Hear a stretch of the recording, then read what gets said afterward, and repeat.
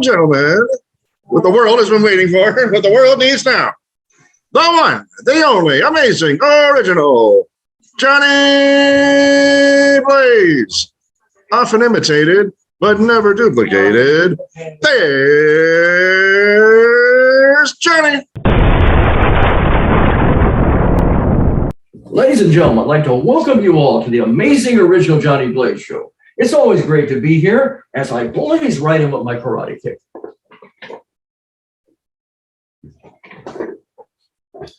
Let's have a blazing hot fun time. A man walked into a bank and started talking to a female cashier. "Hey, stupid whore, I want to open an account." "What did you say?" the cashier replied. "I said I want an account, you stupid whore." "That's it. I'm getting the manager." The bank manager walked up to the man and asked, "Sir, is there a problem here?" "Yes, I just won $10 million in the lottery, and I want to invest it all in your bank." "Oh, I see," replied the manager. "And this stupid whore has been giving you a hard time?" A divorce lawyer died and was trying to get into heaven. An angel appeared before him and asked, "What good deeds have you performed?" The lawyer replied, "Well, 2 days before I died, I gave $1 to a homeless man." "That's good," the angel answered. "But what else have you done?" "Well, last Christmas, I gave $1 to the Salvation Army." "I see," the angel replied. "I must discuss this with my fellow angels." The angel turned to the nearest angel on his left and asked, "What should we do with this guy?" The other angel replied, "Give him back his $2 and tell him to go to hell." How many lawyers does it take to screw in a light bulb? Only one. You won't be able to afford electricity for a while, but he'll let you keep the light bulb. If you think nobody cares if you're still alive, just try missing a couple of payments. We have a blazing hot fun show with a special guest. He is a multi-talented comedian, magician, and an all-round entertainer. So please give a big warm welcome and say hello to the one and only Zach Waldman. Hey, looks like we got it together here. Yeah, you made it, Zach. That's fantastic. All right. Thanks for having me, my brother. Sorry about the technical issues, but that reminds me in 2020 when everybody was on Zoom and every radio show, TV show, it was all like every show seemed to have technical problems. And I thought, it's like, I've got it down by now. I was ready to go. I was so proud of myself. And then right when it came time to go live, my microphone just died on me. So does everything sound okay? I know I don't look good, but do I sound good? You look good and you sound good, Zach. Both. My kind of guy. You got a nice smile. You got a good attitude. And I'm glad it worked out, Zach. Well, anyway, Zach, everybody has their own story in life. Give me a rundown. Tell me about the Zach Waldman story. How did you get started in entertainment? And where are you from? I was a very lonely, fat child with no friends. That's where all comedians and especially magicians come from. But I was born in North Miami Beach, Florida, born and raised in Florida. And so right there, you should be suspicious of me. Florida, man, we're in the headlines every day for our antics. Yeah, growing up in Florida, anybody from there, we knew how weird of a place it was. But now with the internet, everybody in the world knows how weird Florida is. It used to be a secret for us. But born and raised in North Miami Beach, Florida, went to University of Central Florida in Orlando. That's where I graduated from. Then I moved to New York City. Then I moved to Chicago. And then for the last 23 years, I've been living in the People's Republic of Santa Monica. So I'm running from the law, Johnny. Zach, you're quite a mover, aren't you? A mover and a shaker. Just trying to hide. You're doing it all. You're doing different things. There you go. That's what makes life interesting, right? Variety's the spice of life. And then you got all dressed up for this. You live in Los Angeles, and you hardly ever see anybody in Los Angeles wear a jacket and tie. So I think I like to try to be as prepared as I can be, Zach. You look like you're casual and relaxed, and that's all cool. I think that's great. I'm usually in a jacket and tie. Funny enough, it's rare for me to just be hanging loose. So, but I respect the tie game. You got a nice, strong knot there. That's not that's a bold knot, not one of those wimpy knots that people tie. Well, I do my best to tie it up. I try to not get tied up in knots, but tie the knot. So you're the original Johnny Blaze. Yeah, are you blazing tonight? Oh yeah, blazing and amazing there, Zach. Prepared What are you hard for this. smoking on? Pardon me? What are you smoking tonight? What am I smoking? I'm not smoking any weed, that's for sure. Oh, I thought that was kind of the show. I thought the original Johnny Blaze. I figured this was a pot smoking show. No weed tonight. You really got me cracking up there, Zach. Yeah. You thought it was a pot smoking blazing show, but it is a blazing show, but there's no pot involved. Wow. Southern California, Johnny Blaze and no weed. That's not what I expected. I haven't been smoking as much as I used to. I used to smoke. I mean, I'm talking wake and bake. That was me. Even before I took a leak in the morning, I'd wake up and think about my life and wonder how I was going to go on and wonder if there was any reason to get out of bed. And I'd see that bowl that I packed the night before sitting right next to me on the bedstand, take a couple of hits. And I was like, all right, I guess I'll live another day here. So, but I haven't been smoking really much anymore. So, but I did that for years. I mean, for years I smoked all day and night, just copious amounts of weed. And now it's, I haven't done that for a while. Well, you're doing the right thing. You're keeping your health up. You're keeping healthy and wealthy and happy. And that's important. Yeah. Well, you know what happened? I'll tell you what happened. It's I think a combination of things. When I was younger, I had a lot of issues with anxiety, and the weed really helped with that. But I think over time, from smoking so much of it for so many years, it actually changed, and it started becoming the cause of the anxiety. So it was good for me at one point in my life. And then, I got really into meditation, and, Howard Stern is really into transcendental meditation, which I think is kind of, I wouldn't recommend that to people. I think transcendental meditation, or TM, I think it's a little bit of a scam, to be honest with you. Really? Yeah, we could go into why I think that, but the reason I'm bringing it up is, Stern. I mean, I think any kind of meditation is better than none. But Howard talked about how he used to, be really fat, and he used to smoke cigarettes, believe it or not. He's a real healthy guy now, but he used to smoke a lot. And he said when he started meditating, for some reason, he just stopped smoking. It was like, it wasn't like he made a concerted effort. It kind of just happened. And he thinks it's the meditation for some reason caused that change. And I think maybe that's part of what happened with me, is I got really into the meditation thing. And I think it just kind of changes the way you are in the world. And then, the meditation was huge. And I mean, I have zero anxiety or depression now, something I struggled with years ago that was debilitating. Now I don't have it at all. And I think it's a combination of many things. It wasn't just one thing, a lot of behavioral changes. But one of the things I think was the meditation, because I didn't wake up one day like, oh, I'm going to quit smoking pot. It just kind of, one day I was like, I'm not going to today. And then it was like, I'm not going to do it the next day either. And next thing you know, I just wasn't smoking anymore, but it's not that I would never do it again under, the right woman, the right circumstances. I'll do any drug. So I'm drinking a Guinness at the moment. Oh, hey. After those technical issues at the start of the show, I was stressed out. I was like, I can't believe I was so ready to go right on time. So I was like, after I got it working, I need a beer after that. Jesus. Whatever gets you through, whatever relaxes you and makes you feel good. You were talking about Howard Stern. Now, I know you were on Howard Stern in the past. Talk to me about your experiences. What did you do on the Howard Stern show? Tell me about different things that happened.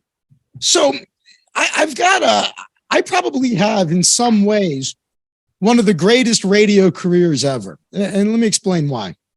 I started out as an intern in college at an oldies radio station in Orlando. This is a 100,000 watt FM station, WOCL FM, cool 105.9, played the oldies, started out there as an intern.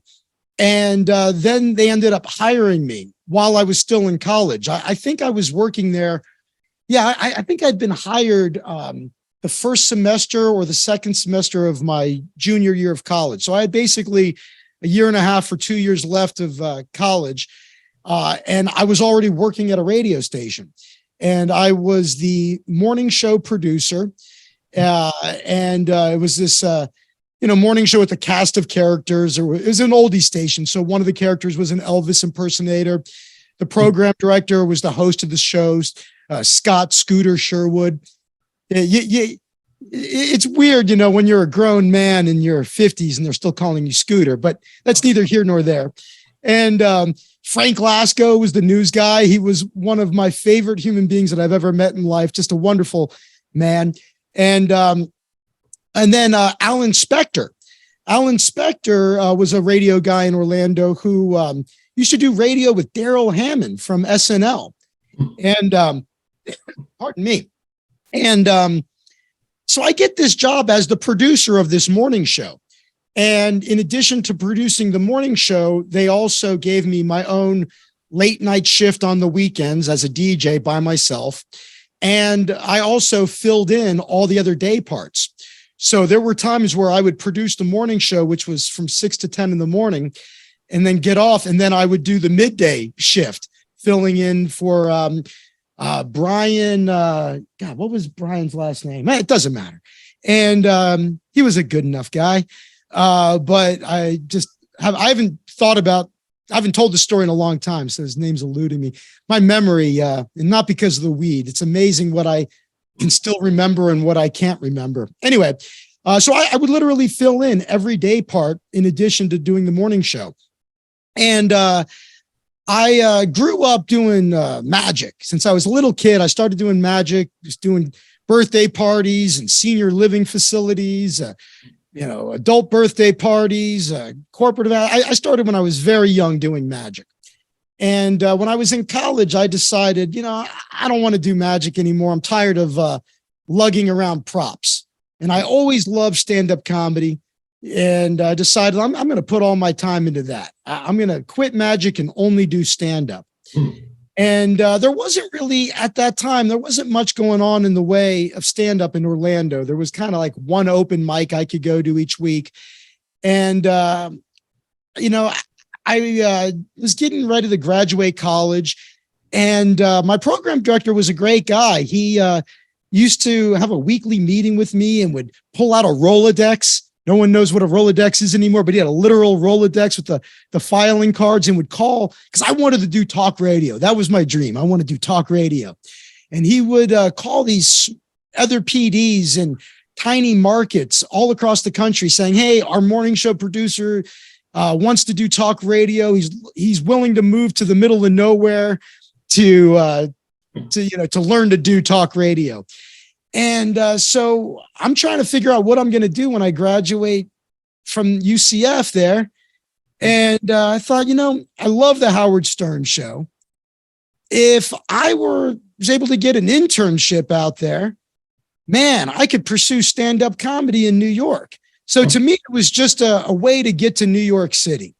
So I put together a resume and I faxed my resume. Yes, I faxed. I can't believe how old all of this sounds, but it was a long time ago. I graduated college in 96. So I faxed my resume to the Stern show. By the time I got home that day after class, I had a message from Kathy Tobin. That's a name I'll never forget, because it was one of the happiest days of my life when I got that message from her saying, to give her a call. She explained, this is not a paid internship. She's like, why would you want to, you're at 100,000 watt FM station in a top 40 market producing the morning show. Why would you want to intern for us? And I explained, I just really always wanted to go to New York. I'm just looking for an excuse to move to New York City to pursue stand-up comedy. This would give me a great reason to go. And I love the show. I would love to work on the show. You're not going to find a bigger Howard Stern fan than me. She said, all right, fly out here for an interview, but we don't guarantee anything. I flew out. They interviewed me, gave me the internship on the spot. And I graduated from college and was on a plane like 2 days later going to New York City and became an intern on the Stern Show. And what was interesting was because I had all of this radio experience, back then we did production on reel-to-reel tape.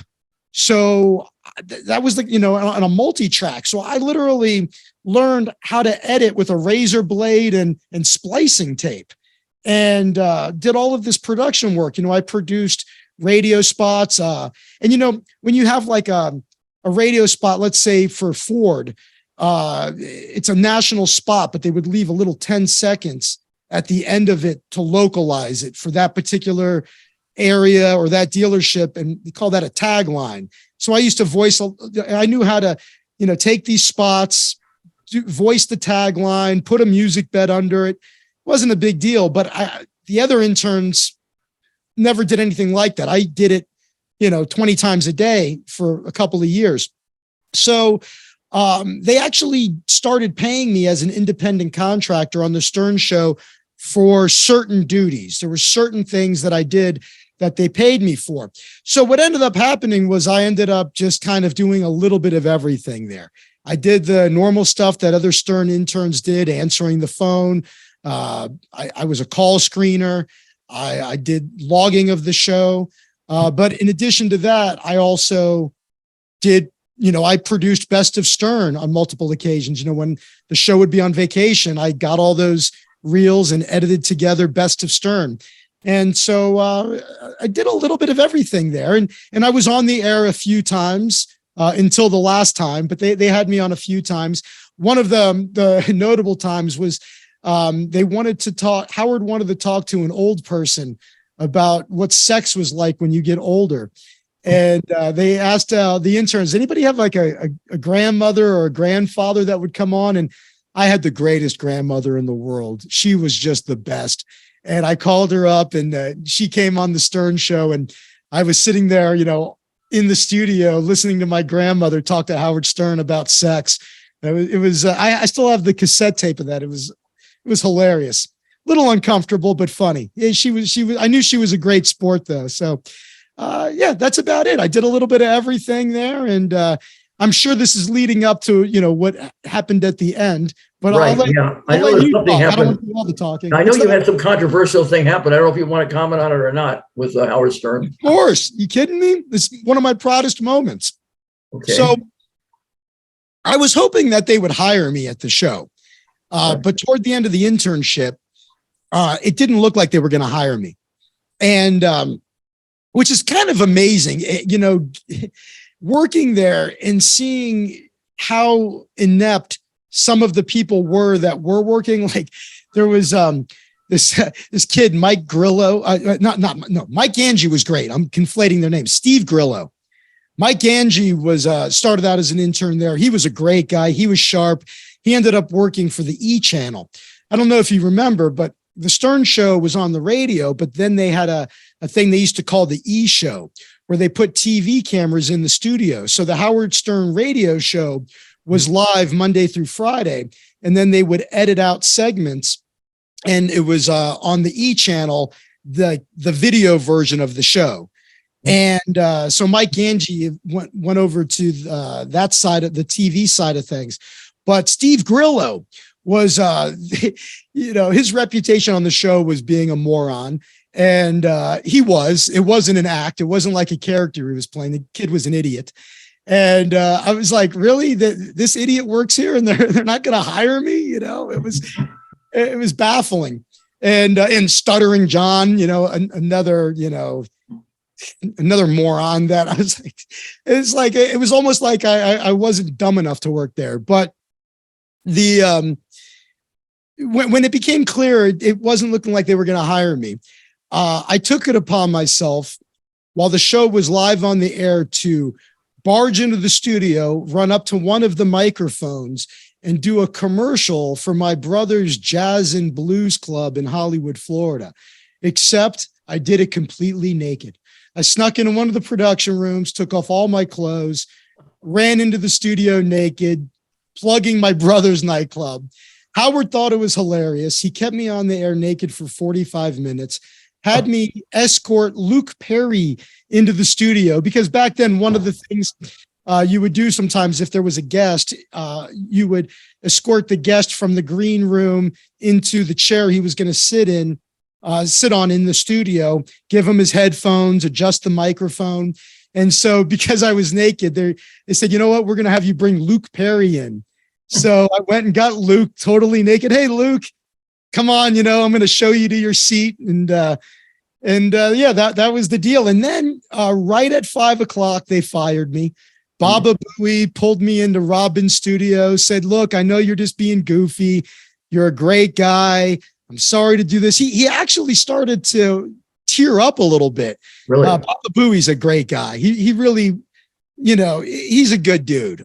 And, but he felt bad about it, but he fired me. And when I was there, again, this was, I started there, I believe my first day there, I think was December 29th of 1996. And I worked there through about halfway through 97, something like that.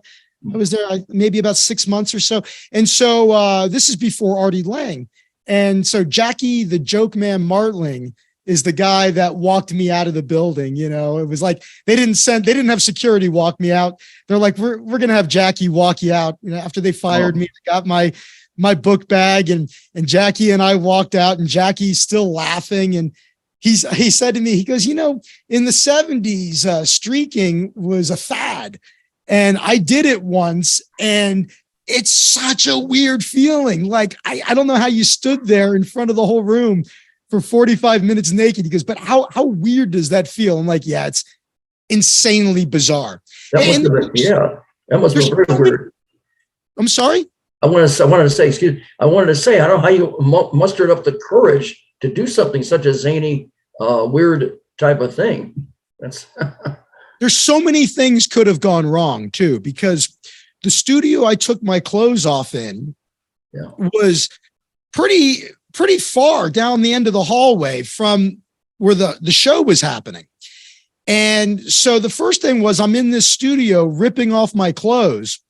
And one of the things that always stuck out in my head is like, it's office carpeting. It's that real thin, like industrial carpeting. It's not the kind of carpeting you're used to feeling below. You know what I mean? It's like a weird place to be barefoot. Yeah. It was just visceral. And so then I'm running down the hall to go into the studio, and anything could have happened. Somebody could have noticed me and stopped me. And then I would have just been a lunatic that no one ever heard anything about this. I mean, people like, Baba Booey goes in and out of the studio, regularly. And so he easily could have been coming out as I was running in, and it could have gone sideways for many reasons. And I got lucky. I got down there. I did the 50-yard dash into the studio. And but it's just funny because after, Howard will say on the air, oh, I never fire anybody. I should fire these people, but I don't fire them. And it's like, no, dude, you fired me. And there's people on the show that have done things that are way worse than what I did that they never got in trouble for, never got fired for.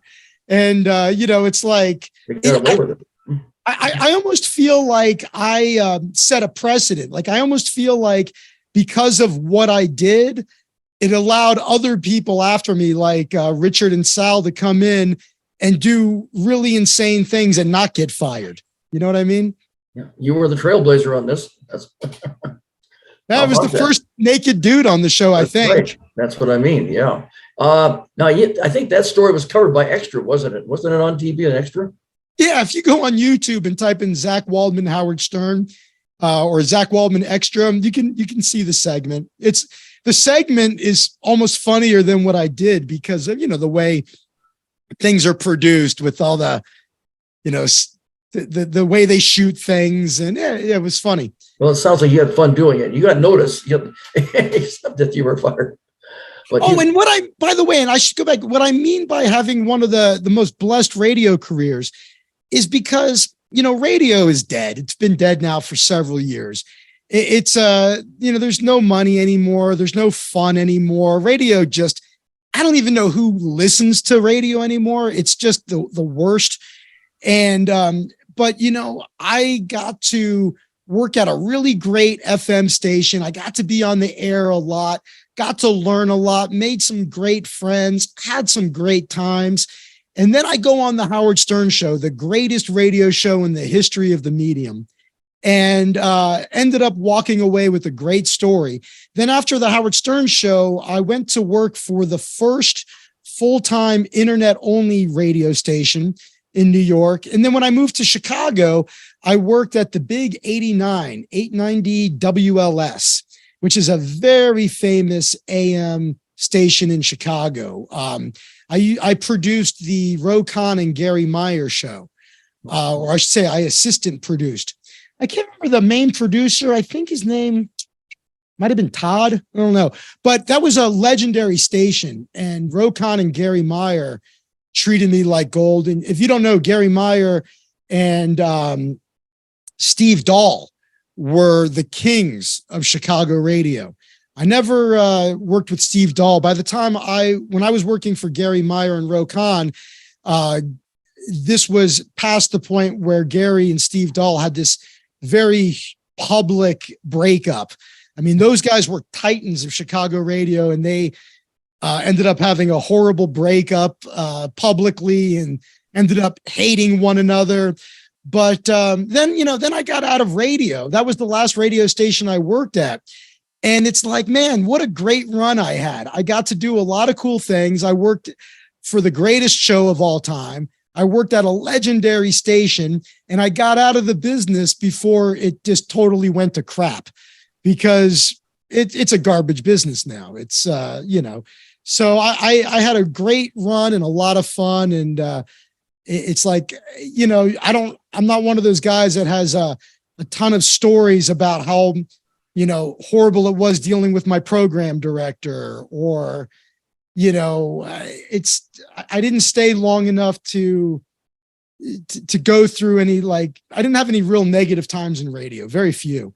It was, for me, it was a great experience. And, it's, you have no regrets. You had happy memories of that. Yeah. I got great stories out of it. And, so, yeah, it was. Did you ever work for or work either with or for any celebrities at all? In radio or in general? Well, anything. And talk to me about also if you've done any television at all, or movies. No, I'm not an actor. I know, people in LA, it's like everybody seems to want to be an actor or direct. I have never really had much of an interest in acting. I took some acting classes. I did improv. I moved to Chicago and did a couple of years of improv. Mostly because I thought it would just help me become a better performer overall. And, but acting is never really appealed to me very much. It's not that it's like if somebody came to me and just offered me a role and said, "Hey, you'd be perfect for this," of course I would do it, but it's not, something I've never pursued it. I never, maybe when I first moved here for a little while, I pursued it, but that was how I quickly learned it wasn't for me. But what happened was, I decided when I moved to LA, I decided to get back into magic. I'd been, I told you I quit magic in college to do stand-up. And so I focused almost exclusively on stand-up until I moved here, and then got back into magic. And now I combine the two. So if I get hired for a corporate event, the first 15 minutes, 20 minutes is me just doing straight stand-up comedy. And then, hey, let's do some magic. And then I go into the magic, which is also, all my magic is comedic as well. I do comedy, mind reading, that kind of stuff. But, over the years, I've performed for a ton of celebrities. And yeah, I've been on a couple of TV shows. There was a thing called Magic Castle After Dark.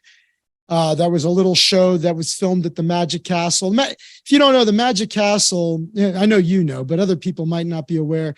The Magic Castle is, there's no place in the world like it. The only place that comes close is a place called the Magic Circle in London. But the Magic Castle is a private club for magicians. It's in the heart of Hollywood. You're only allowed inside if you're a magician who's a member, or you receive an invitation from a member of the Magic Castle. It's an old Victorian mansion with a whole bunch of theaters, a whole bunch of bars, and a restaurant. They've got a strict dress code. You got to wear a jacket and tie. So you'd be perfect, Johnny Blaze. And, dresses for the ladies. And you basically go in there and you have the most amazing night ever. The place is filled with history, amazing artwork, memorabilia. And you go from theater to theater watching different shows. We have 3 main theaters: the Close-Up Gallery, the Parlor of Prestidigitation, and the Palace of Mystery, basically small, medium, and large. So the close-up room, they do close-up sleight of hand magic, cards, coins, that kind of thing. That's the room I've been working in for the last 20 plus years. I've been a member there since 2001. So yeah, 22 years. Wow. And the parlor, and that close-up room only holds 30 people. The parlor holds, I don't know, maybe 70 or so. And it's a throwback to Victorian era parlor style magic. So again, medium style magic. And then the Palace of Mystery is where they do the big stuff, like the stuff you would see, Chris Angel do, or David Copperfield, that kind of thing. And so how did I get on this? How did you get into Magic Castle? How did you get started? Did anybody inspire you? Do you have any favorite magician that inspired you at all? Yeah, I could tell you that story. But the real quick, the reason about the Magic Castle is they did A&E did a thing called Magic Castle After Dark. It was a TV show. And I appeared on that. And I appeared on the Travel Channel years ago, did a special on magic that I was on with with 2 of my favorite people, a guy named Johnny Tong, one of my favorite comedy magicians ever, and a guy named Brian Gillis, who passed away a few years ago, but was a good friend of mine and an amazing magician. So, and when I did that Howard Stern thing, that was televised on the E channel. That was a whole episode, was me naked on TV.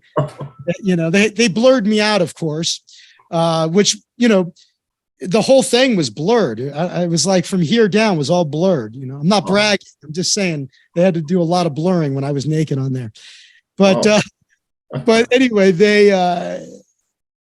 so, and as far, but to go back to your question of celebrities, living in LA, that's almost my specialty. I've performed, I used to perform magic at a restaurant in Beverly Hills every week. It's a real high-end restaurant. A lot of celebrities would go there. I would do magic at their table, and then they would hire me for their parties. So I've performed, you can go to my website and see I have a gallery of celebrities I've worked for. But I performed for Gene Wilder, Smokey Robinson, Seth MacFarlane, Sugar Ray Leonard, Whitney Houston, Joni Mitchell. A ton. It's Kate Beckinsale. A lot of them. How do you attribute? You seem to be able to attract these celebrities like a magnet. How do you attribute your success in attracting these people and be able to work with and perform for them and meeting them? It's like, what it is like I said, working at that restaurant, that restaurant, it's called Crustacean, and it's in Beverly Hills. Crustacean? Okay. Yeah, it's quite different than it used to be. Still a beautiful restaurant, but they redesigned it. So it's quite different than when I worked there. But when I worked there, a lot of celebrities went there. And so they would see me perform and then hire me for their events. Well, celebrities, a lot of their friends are also celebrities. So Seth MacFarlane hired me for his housewarming party, as an example. And while I'm there, I'm performing for other celebrities. And they go, hey, we want you at our party. And then you kind of get in with that world and you get passed around. So it's word of mouth. One person's referring you to someone else. There you go.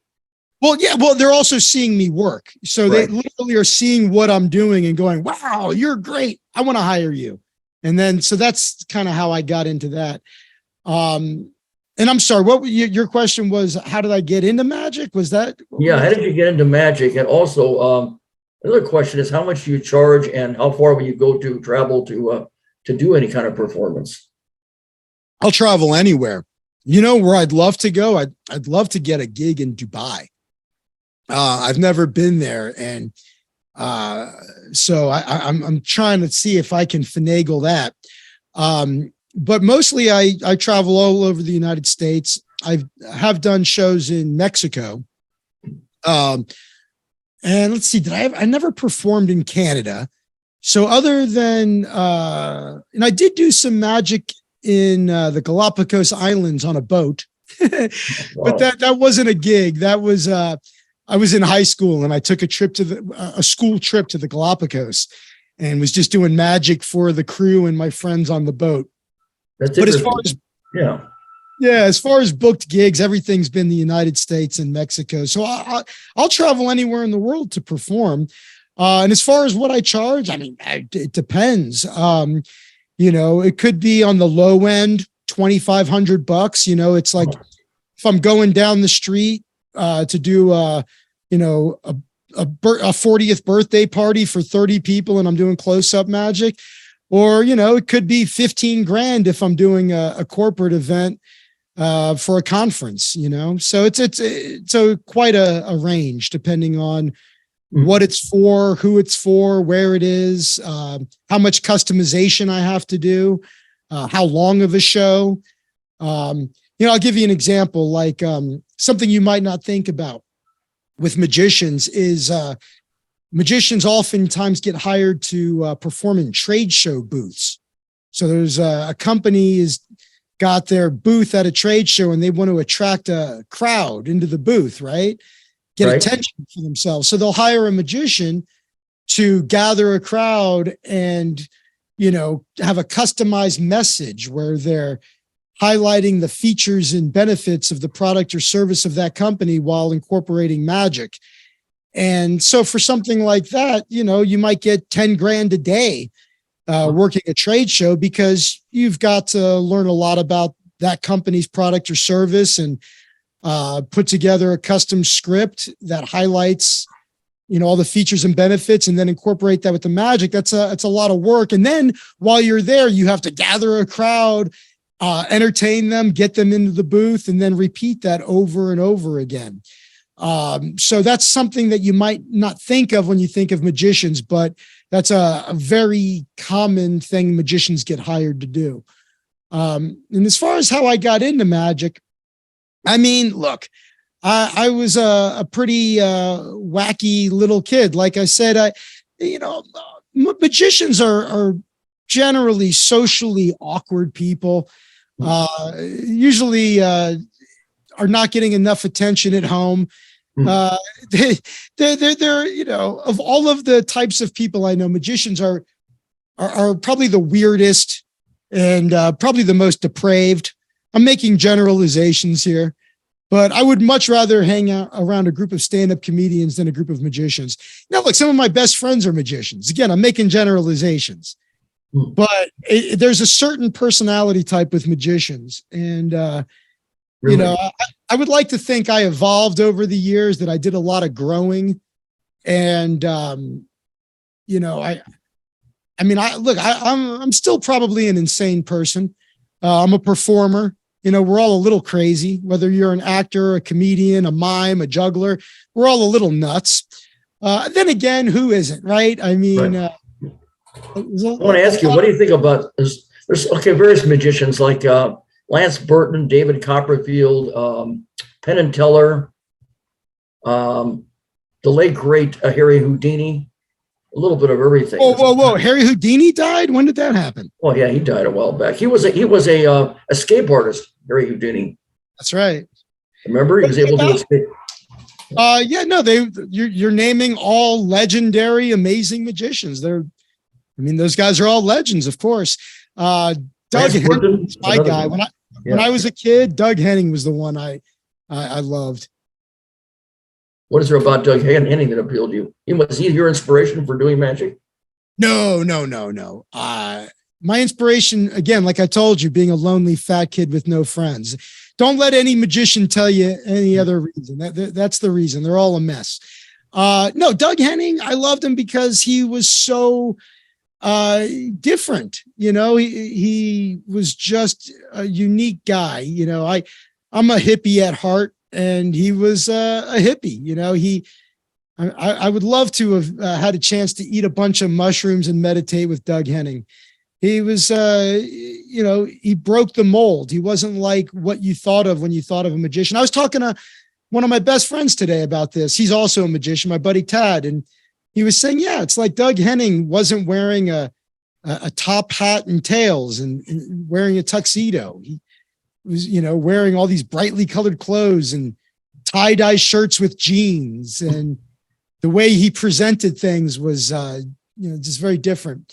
But Penn and Teller are probably my all-time favorites. Okay. I was friendly with the amazing Jonathan. He was also one of my favorites. He was a great guy and, hands down the funniest comedy magician that ever lived.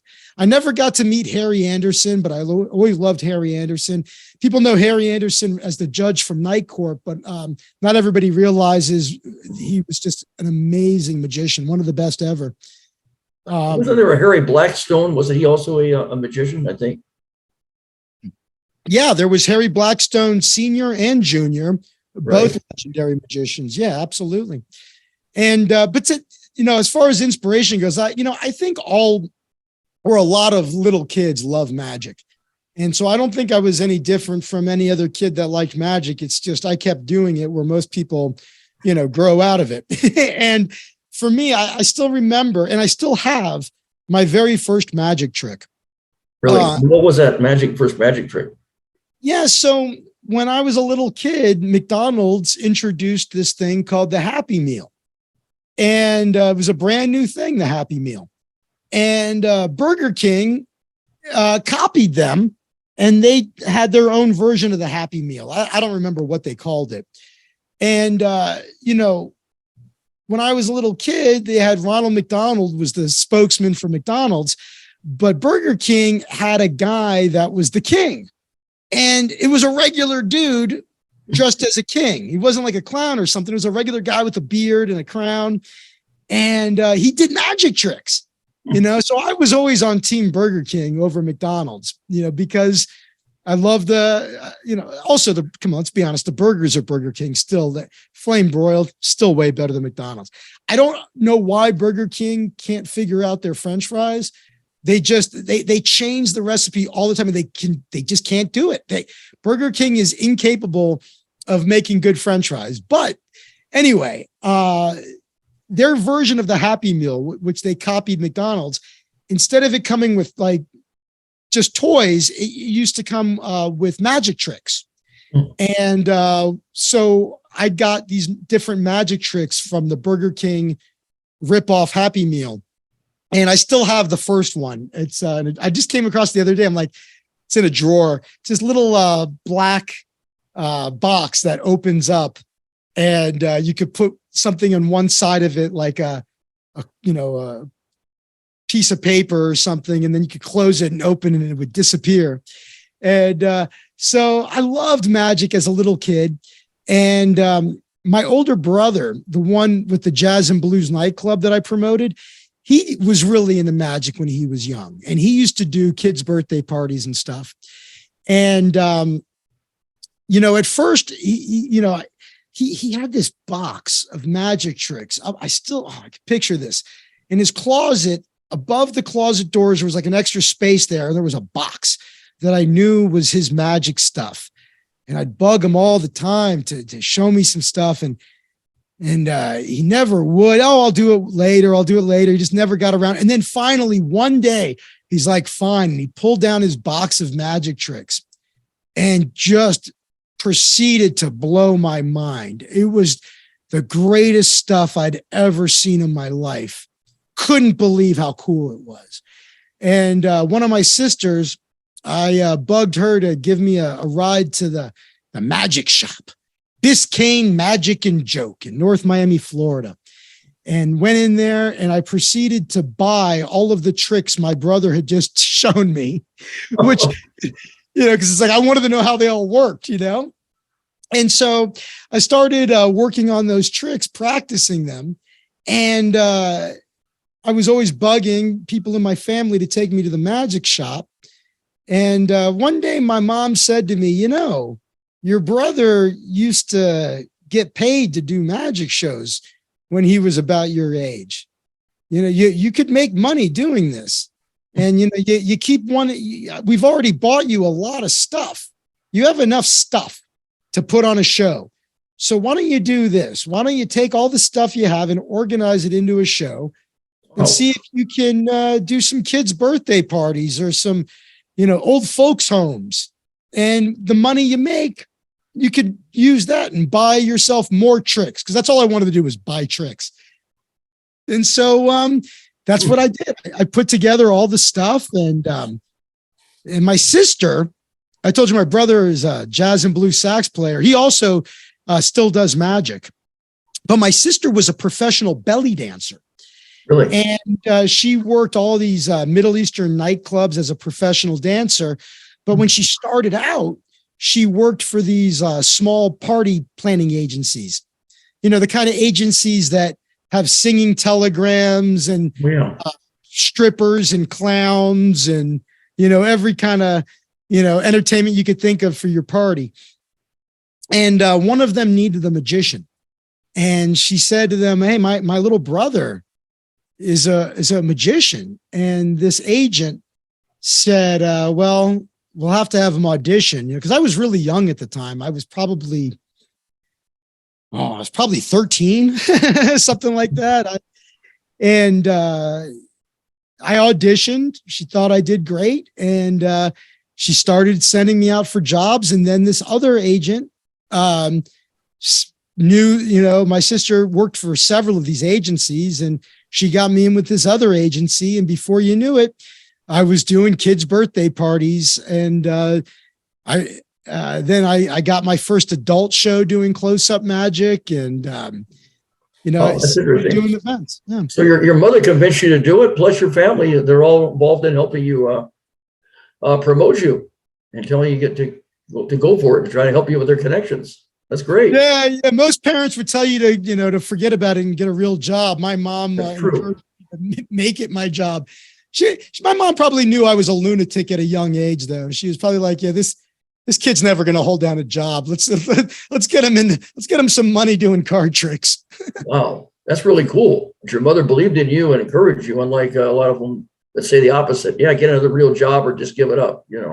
That's she's the greatest. Yeah, no, she's the best. Really, you're very fortunate to have a mother like that believed in you, encouraged you, and helped you, and your relatives too, that were helping you. Your I guess your brother and your sister. That's fantastic. Oh, yeah, I'm the youngest of 6 kids. I come from a big family. 6, you have a big family. That you do. Yeah. What is is there any favorite tricks and everything, or your favorite performance as a magician, and also what's a typical day as a magician and comedian? Favorite tricks? The tricks to me are always secondary. Anybody can learn tricks. But it's the performance, the presentation of the trick is what makes it unique. There's classics of magic, like the linking rings or the cups and balls, that have been around for a zillion years, yet audiences are still entertained by them, assuming they're presented in a unique way. And so for me, it's not so much about having favorite tricks as much as about moments of connection with audiences. It's the time where I'm, up there doing stand-up comedy and doing crowd work and interacting with the audience and having these moments that are unscripted that'll never happen again. Those are my favorite moments. You can be spontaneous, is what you're telling me. You can think off the top of your head. Yeah, it's funny. That's that's my greatest strength. It's harder for me to create presentations, or I should say, I shouldn't put it that way. I don't sit down and write jokes. I write from the stage. I will go through the exercise of sitting down and writing, because I think that brainstorming, sometimes something good will come out of it. Brian Regan, one of the greatest comics ever, he talked about this. He said, I just can't sit down and write. When I sit down and write, I try to just be too clever or something. there's something about being on stage. There's a pressure on you to be funny in the moment, where that's where the jokes come from. And that's always been the case for me. I might have a premise, and then, I say, okay, here's the premise. Now I'm going to go out on stage and I'm just going to talk about it. And the pressure of the audience that's on you forces you to kind of come up with stuff. I'm way better off the cuff than I am with anything scripted. I really don't have any kind of script I have. It's only a script because it started with me doing it off the cuff. And after it was done off the cuff, I repeated it over and over and over again until it eventually became scripted. But its origin story is almost always off the cuff. It's almost always speaking extemporaneously, finding something funny, and then going, oh, that was funny. I should do that again next time. So how do you go about being a comedian? It's not easy. You have to be able to come up with new jokes, have good timing, remember your material. How are you able to do all that? Have you ever had a time where you tried your best for a performance, for some reason it didn't work, or you ended up forgetting your comedy lines, or or even a magic trick maybe that you practiced it, you thought you felt you knew it, but for some reason everything fell apart. The trick didn't quite work. So how do you go about handling yourself? Yeah, happens all the time. Now, I don't really forget what I'm going to say because, again, I don't really have a script. I'm always going up there and just talking. Okay. Now, while I'm talking, I may segue into something that I've said before, but if it comes to mind, that means I already know what I'm going to say. You know what I mean? It's like I'm not forgetting it because I just remembered it in that moment. So I've never been on stage and been like, oh, I forgot what I was going to say. You ever had a time with where you're a comic or a magician and something didn't work? You weren't able to get a laugh. A million times. Or your tricks didn't work. That happens to everybody. You know, it's like it happens to tattoo artists. People that are tattoo artists, they may talk. Interview one of them. They'll tell you, "Oh, I make mistakes all the time." So tell me a story then where something like that happened, and if it did, how did you handle it? And or do you have what's the most embarrassing thing you've ever had as a comic or a magician? Any experiences? Such a, it's tough for me to think of one that, I mean, there's not something that really stands out as this one time the trick went wrong and I was horribly, if it goes wrong, you acknowledge it, make jokes about it. I've, trying to think here. I've gotten that question so many times that I was thinking recently, like I should really come up with a stock answer for that because people always want to know about it. But it's hard for me to think of a time where it's like, oops. I mean, what else are you going to do? It's like, well, that didn't work. Next, it's like everybody makes mistakes. You just make jokes about it. Right. I see. I've had, I don't know, you're doing the torn and restored newspaper and then it's supposed to restore and instead it just turns into confetti. It's like, what are you going to do other than make a joke about it? It's, if I think of something as we continue to talk, I'll. Okay, and the same with a trick. Maybe the trick, you had it all mastered, everything. You thought everything was just going to be perfect. For some reason, that's what I just told you. The trick that would be the trick. So you just have to make a joke about the trick. That's what it sounds like. Right, that's what I'm saying. Like the torn and restored newspaper. That happened to me once. I doing the torn and restored newspaper, right. And I went to restore it, and instead of it being all back together, it looked like confetti. It's.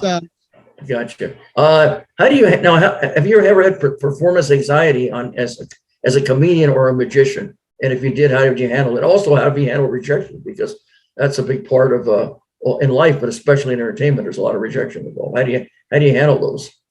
Well, yeah, I already told you I had debilitating anxiety for years.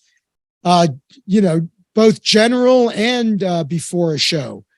But I don't have any of that anymore. And you think that the meditation helped you get through that? That's what you're telling me? Okay. Well, there was a lot of things. One of the mistakes people make is they think that if they've got, if you have anxiety, you almost always have depression. Those two things go together, anxiety and depression. It's one might be worse than the other for you, but most people suffering from one have the other. One of the mistakes I think people make is they think that it's some kind of chemical imbalance or hereditary.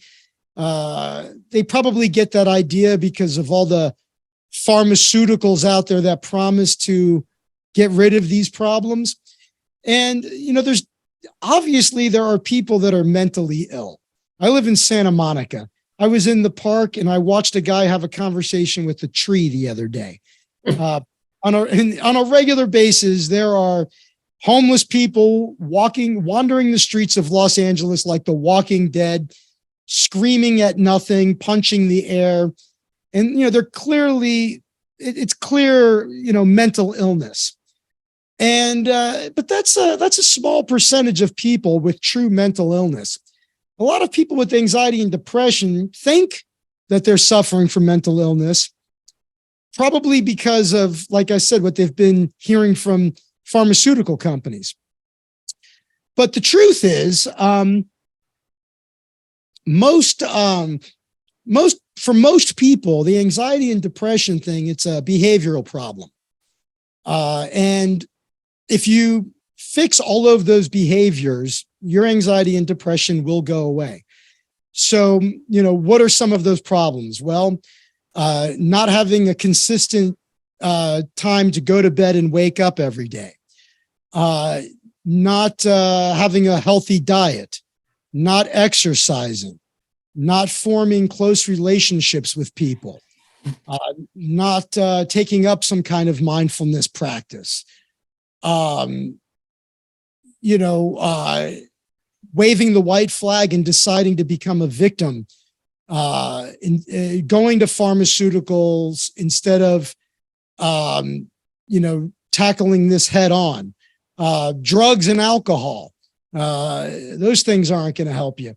I still love the occasional drugs and alcohol binge, but it's everything in moderation, including moderation. You could be a responsible drug user, nothing wrong with that. And when I say drugs, we put all drugs into the same category. There's a real big difference between going out into nature and meditating on mushrooms versus, shooting heroin in a bus station. So, it depends on what we're talking about. It's, people say drugs, and that encompasses everything from, aspirin to heroin and PCP and meth. So that's a pretty big category. We have a very large category for something that has a lot of nuance to it. But my point is, if you are, if you're abusing cocaine and you're drinking a ton and you're going to sleep at all kinds of weird times and waking up at all kinds of weird times, and you're eating garbage food, and your only friends are other drug addicts, and of course you're going to have anxiety and depression. So I just, for me, I faced it head on. I did the opposite of all of that. I'm a black belt in no-gi Brazilian jiu-jitsu. My instructor's name is Eddie Bravo, and he's the founder of 10th Planet Jiu-Jitsu, one of the most respected jiu-jitsu schools in the world. We have schools all over the world. And jiu-jitsu was one of the most important things I did for my life. It gave me a community of people that were supportive. It gave me a way healthier lifestyle. And, being into that made me, physically and emotionally much healthier. It gave me a community of people that are always there for me. So, There's all kinds of things. I worked very hard to overcome anxiety and depression. And but it was worth it because I'm not saying there's anything wrong if you really feel like you need drugs to help with your anxiety and depression, so be it. I know some people, they really do need them. I'm just skeptical of how effective they really are, especially in the long term. And everybody is different. There's people have different situations, so I'm not putting anybody down for using pharmaceuticals to treat their anxiety and depression, but it's not something I ever wanted to do. I would say before you go to pharmaceuticals, try an improved exercise and diet and therapy, and see how you feel after you're exercising every day and eating right and have a consistent sleep schedule, and you're going to therapy, and let's see how you feel after a year of that. You're doing the right thing, Zach. You really are. Because people, they get involved in the wrong things, addicted to drugs, and it doesn't happen overnight, but eventually it just wears and destroys your body, and it destroys your body, mind, heart, and soul. That's why some of the greatest entertainers, eventually, nobody lives forever, but eventually it didn't do it overnight, but it's a slow suicide, but eventually it just happens. It takes over, and once they get it, then they need it more and more and more. You're better off to do it. I agree with you. Exercising, eating the right foods, thinking the right thoughts. You're going into jujitsu and sounds like karate, getting a black belt. That's fantastic. No karate. Just you didn't do any karate. You're doing jujitsu is what you're doing. I did karate when I was a little kid. Karate's, whatever. Jiu-jitsu is where it's at. Jiu-jitsu is what you're doing. Okay. You got jiu-jitsu. Yeah. It's jiu-jitsu is amazing. And I'll give a little shout out to the Waking Up app. Sam Harris, I think, turns a lot of people off because of some of his viewpoints. But no matter what you think of Sam Harris and his political leanings, or his, he's an atheist. You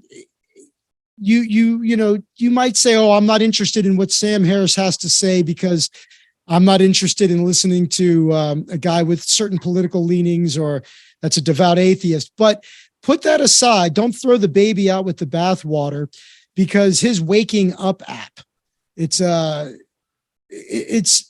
absolutely, it is the best app that you can use for mindfulness practice, because although it's a meditation app, it's much more than that. He puts you on a spiritual path that if you practice, and it might take a couple of years for you to really see what he's trying to get you to see. But when you finally see what he's trying to get you to see, you exist in the world in a very different way than you had previously. It gives you a different way of going through life. And was one of the most important things I ever did was start using the Waking Up app. It's just, I every chance I get, I proselytize for it because it is so good and it's nothing like the other apps out there. It's a totally different thing, and it's the best one. I'll debate anybody on that. There's no other app out there for wellness that comes close to Waking Up. And the first month of the Waking Up app is free, and then it's like $8 a month. But Sam Harris really puts his money where his mouth is, because let's say you're super broke and you can't even afford $8 a month. Well, if you email Sam Harris and say, "Hey, I'm super broke. I really want to use the app and I really cannot afford $8 a month," he'll give it to you for free. He honors all of those requests. And I pay for it to support it, but that's how much he wants to spread mindfulness and the teachings in that app, is that even though you're supposed to pay for it, he honors all requests to get the app for free. So Waking Up app by Sam Harris, I can't recommend it enough. And I Well, don't work for the guy. I've never met him. I don't work for him. This is totally, just my true feelings about it. that's good. As long as it works for you, it can work for other people too. Yeah. As far as comedy now, I mean, do you have any favorite comedians, and also which do you prefer more, being a comedian or a magician, or you like them both equally?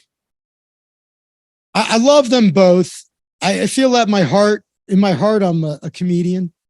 But when I'm performing magic, I'm still doing it comedically. So, it's again, like the tricks aren't nearly as important as the performance, the presentation. And so when I'm presenting them in a funny way, I'm still a comedian. It's just I'm a comedian that happens to be doing a trick while I'm making you laugh. I like the comedy community is a much better community to be a part of than the magic community. I'm just making generalizations. It's just my experience. Comedians are much more supportive of one another.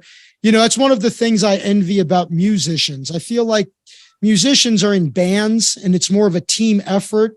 And I just feel like bands are more supportive of one another than a lot of other entertainers are. And, I've just never really experienced the same level of backstabbing or politics in the comedy world as I do in the magic world. So I'm more partial to the comedy world. You are. Any But don't get me favorite wrong. comics? Yeah, any favorite comics? Any favorite comics? Oh yeah. But again, I do love magic. It's very passionate about it. And some of my best friends are magicians, and there's tons of I'm going to a magic convention in August. I perform at the Magic Castle. I love the Magic Castle. I love doing it. It's just, you're asking me in my heart of hearts. I love comedians. Favorite comedian, it's hard to pick one, but I loved, Alan King, those old school guys, Mort Saul. You got to admire Lenny Bruce for paving the way for everybody. But one of my all-time favorites, like gun to my head, I'd probably have to lean toward Bill Hicks as my all-time favorite. But I hate to say that because there's so many I love. Love George Carlin. He's right up there with Bill Hicks. And love Andrew Dice Clay, Sam Kinison.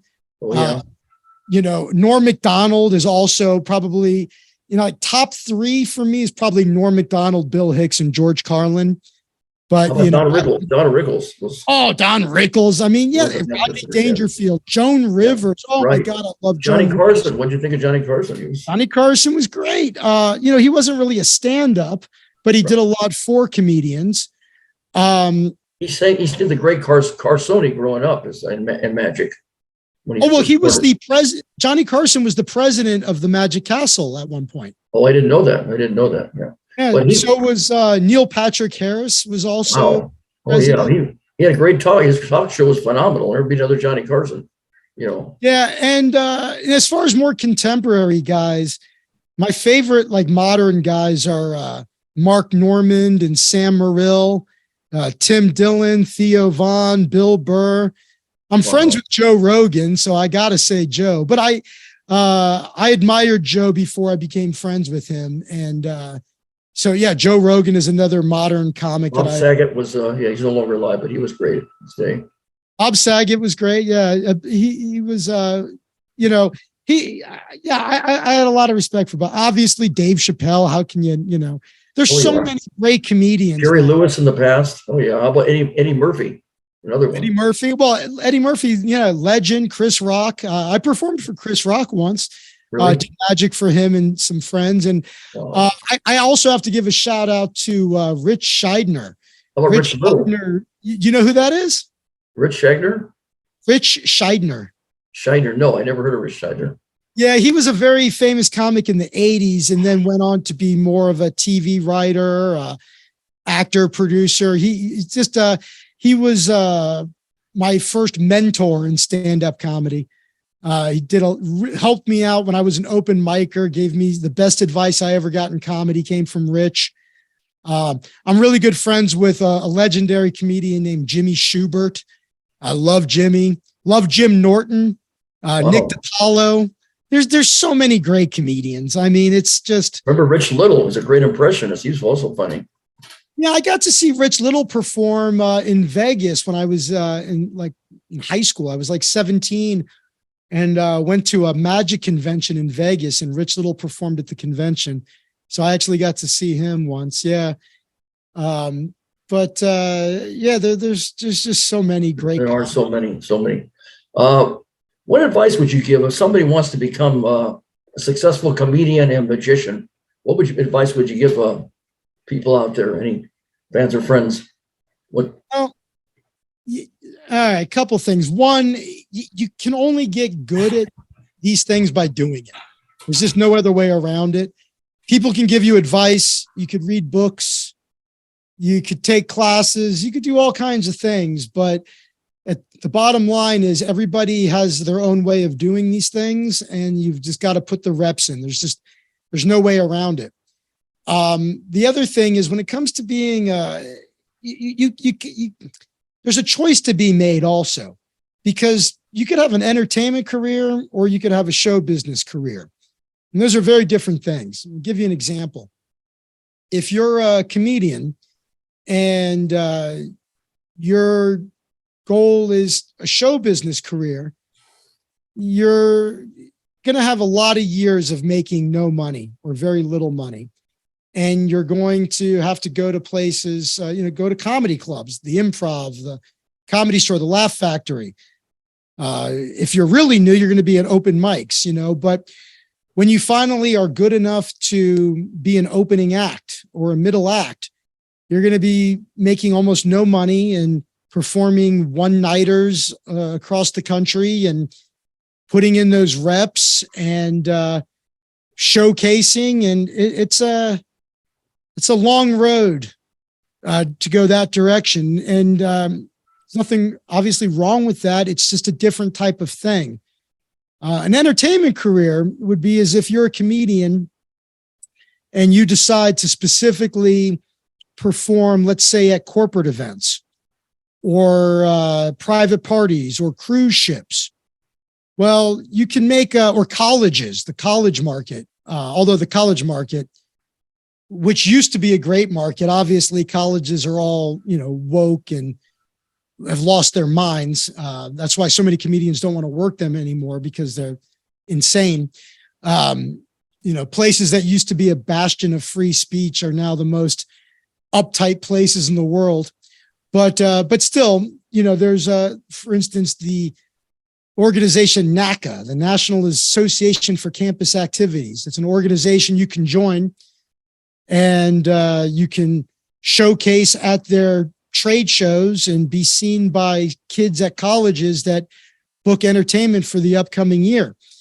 And so if you're performing at corporate events, private parties, colleges, and cruise ships, you can make a lot of money, but nobody's ever going to know who you are probably, because that's, like I said, an entertainment career. I know guys who do kids' birthday parties that are making $100,000 a year, which is not hard to do. You figure they charge $500 to do a kid's birthday party. They do 2 on Saturday, 2 on Sunday. That's $2,000 a week. That's $100,000 a year. And, pardon me, hitting the mute button. That's an entertainment career. You're making $100,000 a year entertaining kids, and nothing wrong with that. I know guys that perform at elementary schools. They do like school assembly shows, and they're getting, anywhere from $1,000 to $2,000 a day performing at elementary school assemblies. Maybe they're doing like an educational show, right? Like, they're combining math and magic or science and magic, and the elementary school brings them in, and they have 2 assemblies, one for K through 3rd and one 4th through 6th, something like that. And this guy's up there in the auditorium and entertaining them and educating them, and he's getting, $2,000 for the day. And maybe he's doing, let's say 3 to 5 of those a week. That's a lot of money. And he's doing what he loves. And, he's doing what he loves. He's making a great income, but he's not going to get famous. Let's say if you're a comedian, you want to work corporate events. Well, for most corporate events, you have to be squeaky clean. So, and not only clean, you have to stay away from any kind of controversial topic, right? So if you're the kind of comedian that can be hilarious while being, not controversial and being clean, then you could do corporate events and get 10 grand to do a corporate event. And I know guys that do that and they make a great living as clean comedians performing at corporate events, but you've never heard of any of them. So, you asked me for advice. The first piece I gave was you've got to do it a lot. You got to put in the reps.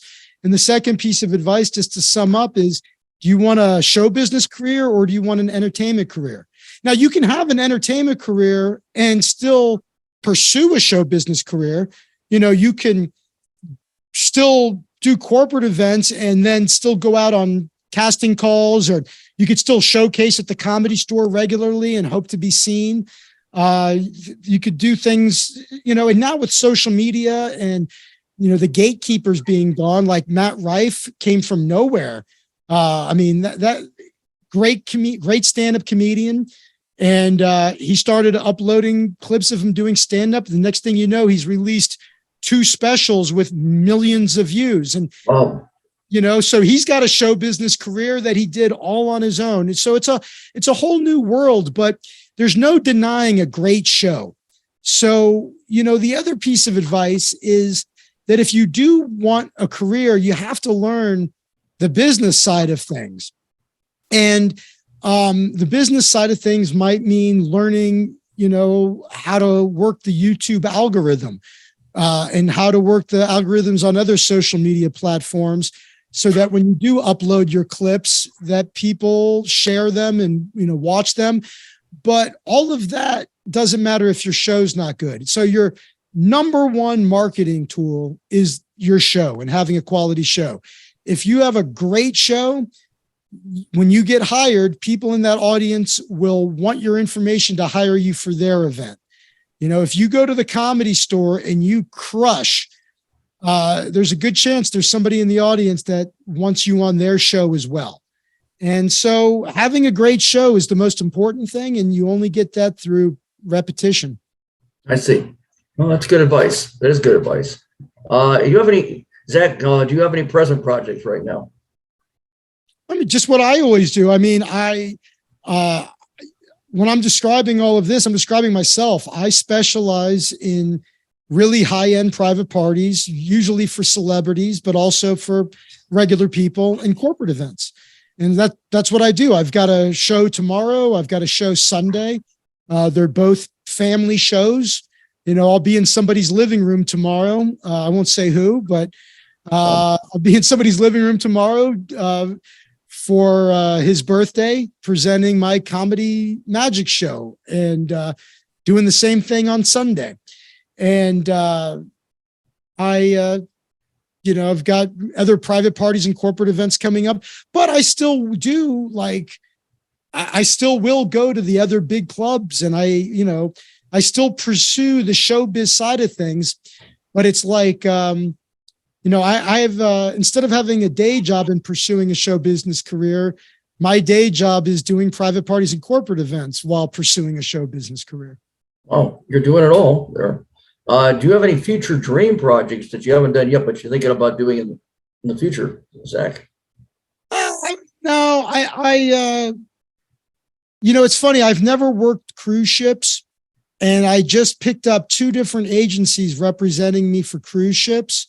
I don't know if I would enjoy doing it or not, but I have friends that do it. So I thought, let me give it a shot. I'd like to travel. And so I figured, give me a chance to travel. And if I don't like it, I won't keep doing it. But if I do like it, I'll keep doing it. So that's a new thing for me. Still haven't done one yet, but that's something I'm at least going to try, see how I like it. That's cool. Other than that, I have some other things that I'm working on. Maybe creating a residency somewhere so I have more of a show in one spot on an ongoing basis, that kind of thing. Oh, But you never know. Yeah. I really, I used to be many years ago, I used to be big on setting goals, and now I don't think it's good to set goals. I think I take that back. You should set a goal so you have some kind of idea as to the direction you want to be going, but the goal shouldn't be the goal. In other words, the goal shouldn't be the thing that you're striving toward because you think it's going to make you happy. The goal is just out there to give your ship a direction. But you really have to find enjoyment from the process of whatever you're doing. You don't do things for the money or for the fame, or for the recognition. You work on your act because it's fun to work on your act. You work on creating new magic tricks or writing new jokes because you enjoy the process of doing that, and you enjoy performing. But I think the people that really struggle are the ones that their pursuit is they're in pursuit of a goal, because so many of those people achieve their goals and they don't understand why they aren't happy. It's like, because you didn't enjoy the process. You weren't really in this because you enjoyed the journey. You were only thinking about the end. They say people, they work on their PhDs and they work for years on their dissertations, and the day comes that they're going to submit their dissertation and they're finally done with it. They open up a bottle of wine to celebrate. And then a day or two goes by and they're like, well, now what? And it's like they get depressed because they achieved this big goal of turning in the dissertation and getting their PhD, but now they don't know what to do next. And it's like, yeah, that the goal shouldn't be turning in the dissertation or getting the certificate. The goal should be that, that you should be enjoying all of the research and the process of it. And if you hate the process, then I think you're doing the wrong thing. I see. So what you're saying is enjoy the journey.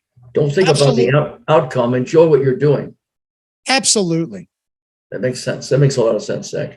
If you had to do anything over again in your life and your career, would you do anything differently? Oh, I mean,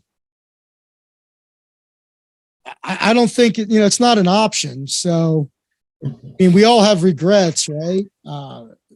That's part of being human. But I don't dwell on my regrets. I don't believe in free will. That's a Sam Harris thing that's very controversial, but it's hard to argue against it. And so, I don't believe, like, if you had the time machine that you would have made a different choice. I don't think even scientists think that that's a possibility. So, I mean, yeah, I don't know that I would have. I don't know. It's hard to say. I would.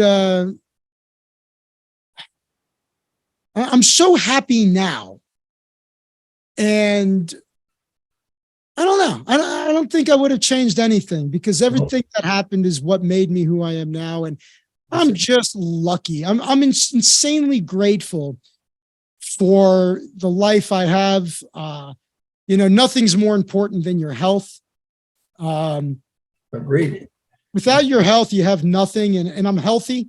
So I agree. There's people who are so wrapped up. Everyone wants to make money, of course, as much as they can, but in the process of that, they forget that without your health, it doesn't matter. You can have millions of dollars without your health. It's not going to buy your health back if your health's down the drain. That's right. That billionaire on that Titan submarine thing, believe me, he would have traded all of the billions of dollars he had to have gotten back on land. So there you go. So hopefully you have both. You have money and health. If you're healthy, you're wealthy, though. That's for sure. 100%. There you go. I agree with you. You agree with me. We're on the same page. Anyways, Zach, another great comedian. And he used to say, "I don't get any respect." You remember Rodney Dangerfield? He got all the disrespect that he wanted or needed. I brought him up earlier. Yeah, I mentioned him in one of my favorites. Yeah. Rodney Dangerfield. Yeah, He was amazing. Rodney was one of the best ever. That's correct. Now, how can people find, if people want to find out more about you, Zach Waldman, tell me about, let me know the links and everything, your entertainment website, your Facebook page, all your different links. It's just my name.com, ZachWaldman.com. Okay. Also describe, would you describe some of your YouTube, I know I looked on YouTube channel, you had some performances.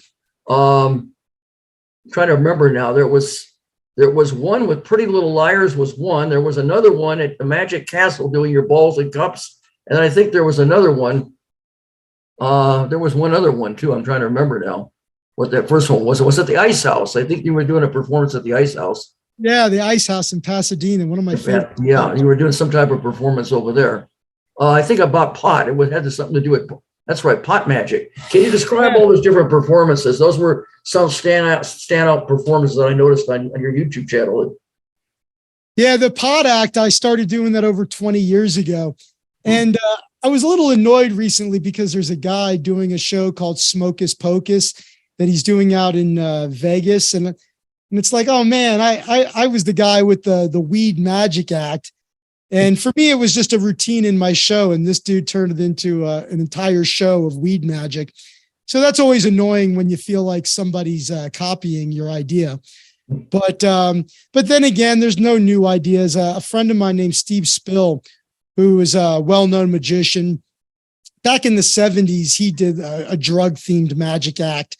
So you know what? I let it go because I don't know that this kid, took my idea or, come on, let's be honest. It's not the hardest idea in the world to come up with to do a weed themed magic show. But yeah, if you go to my YouTube channel, you type in Zach Waldman pot magic, you could find me doing a little comedy in my pot themed magic show. The Pretty Little Liars thing, that was a private party I did for those girls. And that was more of those were like different clips from their phones. Those girls were they were blowing me up on Snapchat while I was doing my magic. So I took their Snapchat videos and just kind of compiled them together. It's funny. That's the second time, that was years ago. And that's the second time in the last 24 hours, somebody brought up the Pretty Little Liars thing with me.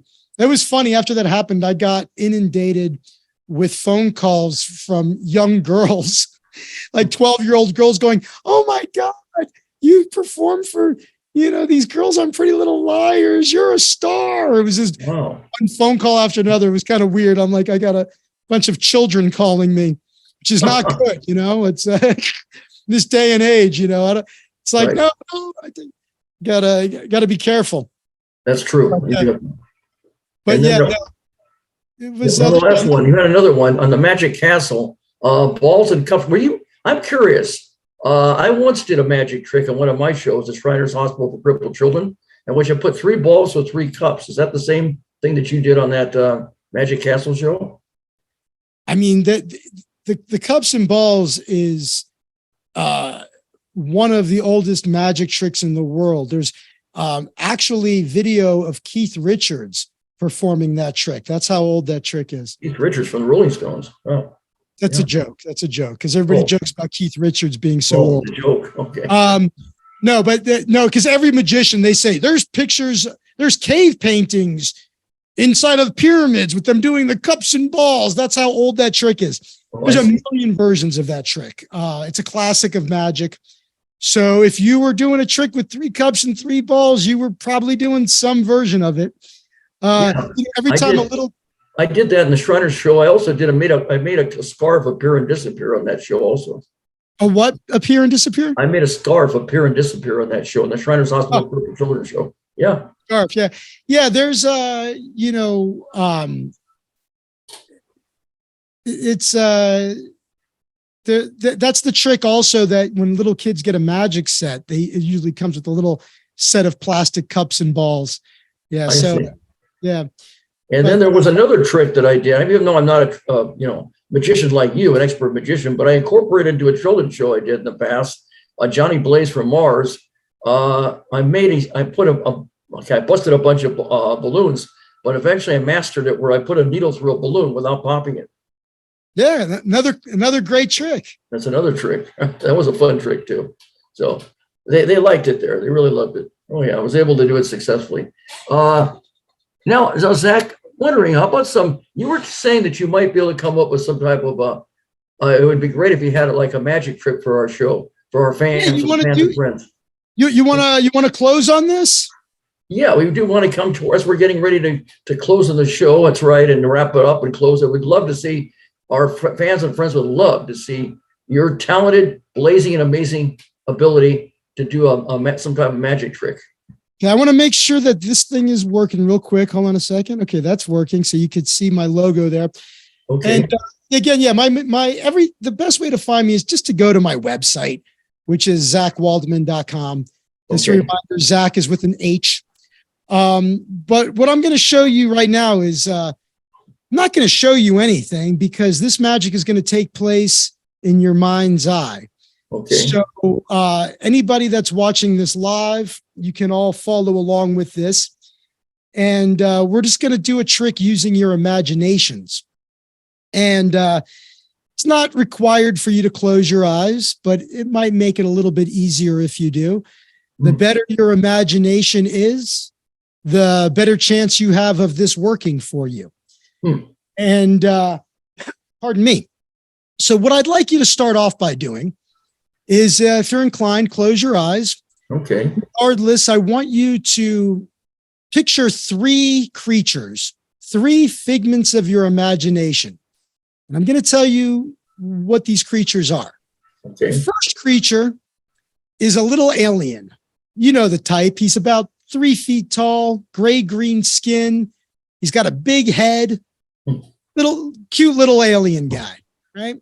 The second creature I want you to imagine is about 6 feet tall, and he's a ghost. Raggedy clothes. He's got the chains around his body. However you imagine a ghost, but he's about 6 feet tall, much taller than the alien. And then the third creature I want you to imagine is the Loch Ness Monster. The Loch Ness Monster, basically the size of a dinosaur, scales, fins. If you know the legend of the Loch Ness Monster, you should be able to picture the Loch Ness Monster. So those are the three creatures I want you to imagine: the little alien, the medium-sized ghost, and the large dinosaur-sized Loch Ness Monster. Now, I want you to line up those three creatures in front of you from left to right by size. So on the left is the alien, in the middle is the ghost, and on your right is the Loch Ness Monster. Now that you're picturing the three of them, I want you to choose either creature on the far left or the far right. Entirely up to you.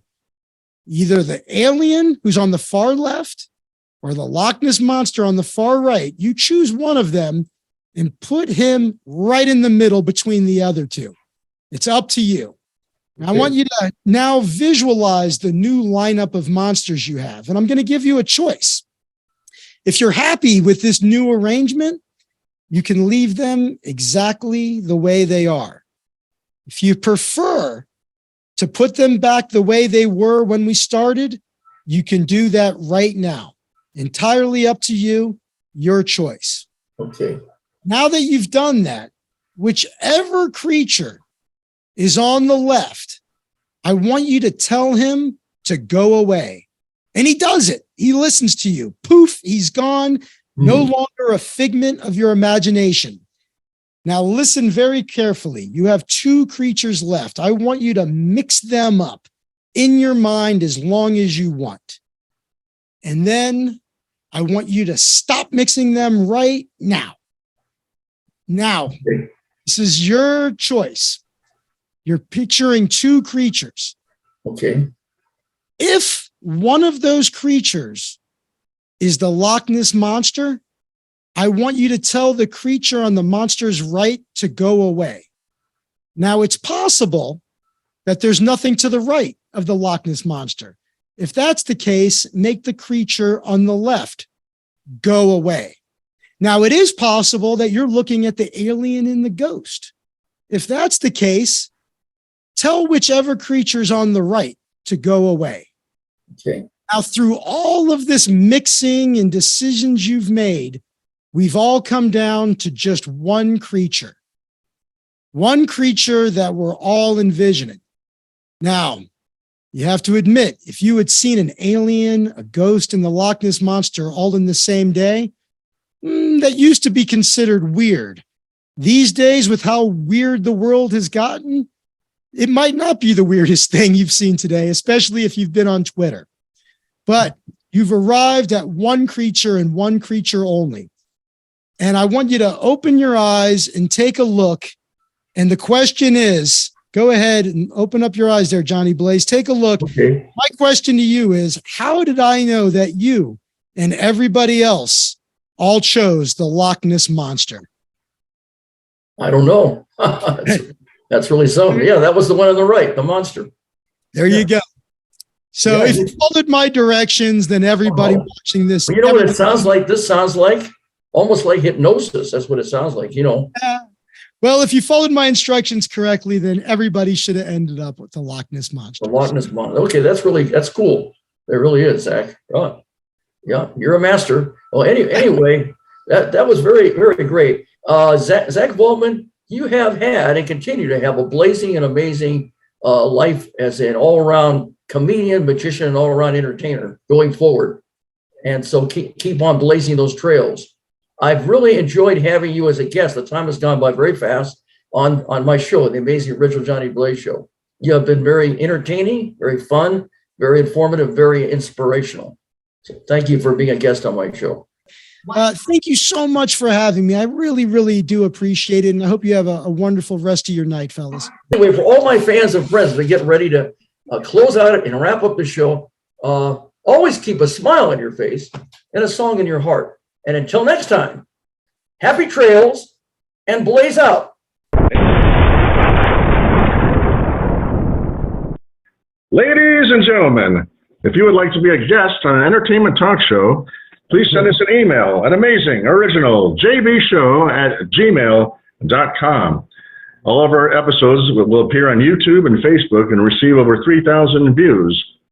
Don't forget to sign up for our YouTube channel, and every guest will receive a complimentary DVD of their appearance on the show. Remember, we are much better than a podcast. And now, the amazing, original Johnny Blaze has just left the building. Good night. God bless.